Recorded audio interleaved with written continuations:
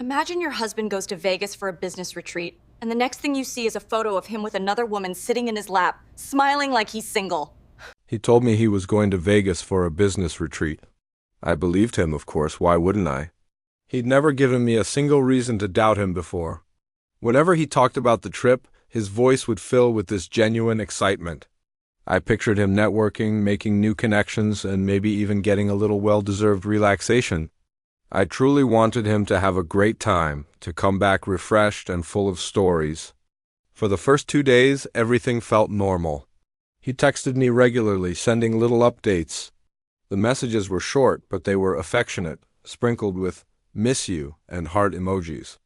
I felt completely secure, even with thousands of miles between us. But then, on the third night, everything shifted. The steady stream of communication just stopped. Hours stretched into a long, unsettling silence. I tried calling, but my calls went straight to voicemail, one after another. I tried to reason with myself, telling myself it was just the time difference, that he was probably busy with some mandatory event. I was trying to find any logical explanation to quiet the anxious voice in my head. Late that night, my phone finally lit up with a notification. It was a photo from him, a picture of a crowded, dimly lit lounge.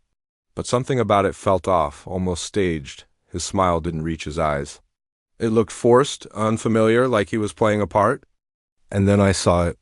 In the corner of the frame, a woman's hand, with long painted nails, was resting on his shoulder. He quickly sent a follow-up text saying it was just a coworker joking around. I wanted to believe him, I really did. But a sliver of doubt, cold and sharp, slipped into my chest and refused to leave. The next morning, he sent a quick message saying he was going off-grid for some team-building challenges. No phones allowed. It sounded plausible, I guess. I wished him luck and told him to stay safe. He replied with a single heart emoji, and then, just like that, he was gone again. The hours dragged on. I sent a few light, casual texts, hoping to see those 2 little blue check marks appear, but they never did. The delivered status under my messages felt like a judgment. My phone, usually a source of connection, started to feel heavy and cold in my hand with every passing minute of silence. Later that evening, a message popped up from a mutual friend. She was just checking in, asking if he was having a good time in Vegas. I told her I hadn't really heard much from him, trying to sound casual. There was a pause on her end, a hesitation I could feel even through the screen. Then she told me she saw a post online. My heart started beating faster. She sent me a screenshot. The image showed him at a bar, laughing, with a woman sitting directly in his lap. Not beside him, but on him. My hands started to shake as I zoomed in. His smile was different this time. It was wide, reckless, and completely uninhibited. The woman was leaning into him, her arm draped around his neck, looking as if she belonged right where she was. In that moment, I felt something inside me physically crack. I immediately tried calling him again, my mind racing, hoping there was some bizarre, twisted explanation. This time he answered. His voice was slurred, and he sounded annoyed that I was calling. He told me I was overthinking things, that everyone was just having some harmless fun. When I asked him who the woman was, his tone sharpened. He accused me of being insecure and dramatic. My throat closed up. I couldn't get enough air.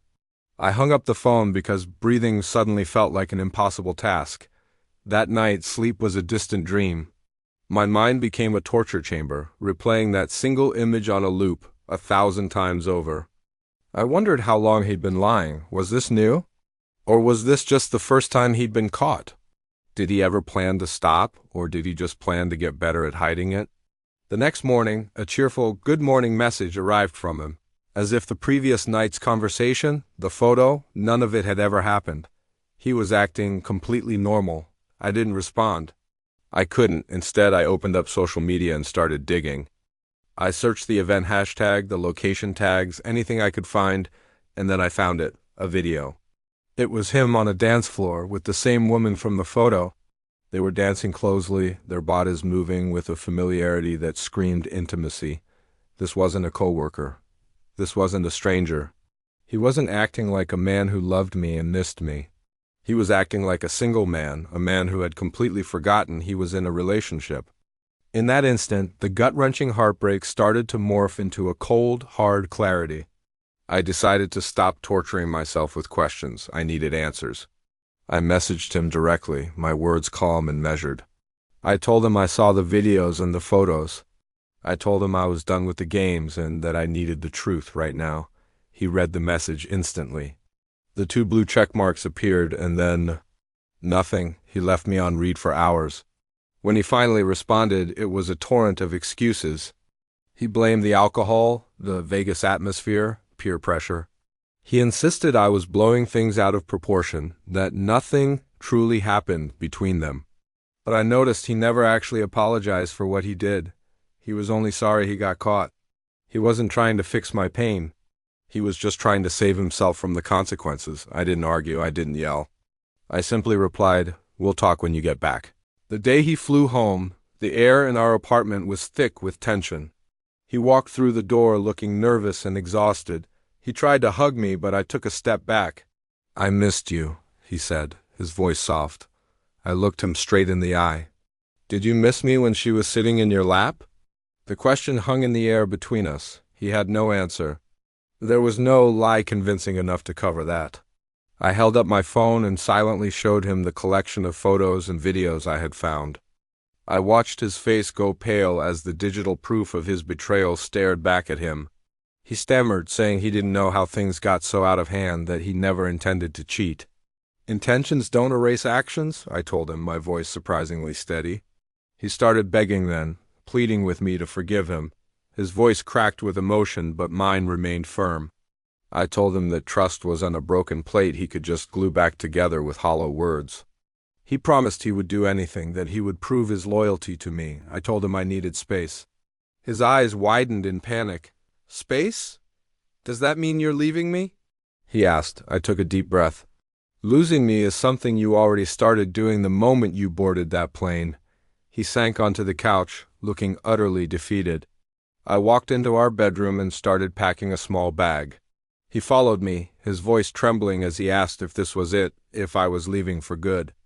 "Forever depends on you, and it depends on time," I said, zipping up my bag.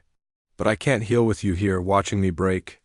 I walked out of the apartment, and as the door clicked shut behind me, a strange sense of calm washed over me. My heart was still a shattered mess, but my steps felt lighter than they had in days. I realized in that moment that I deserved more than this. I deserved a love that didn't just vanish on business trips.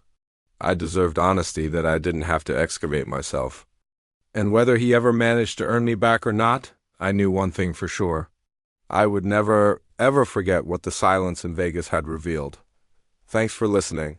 If you've ever been through something similar, remember your strength. Don't forget to subscribe for more stories.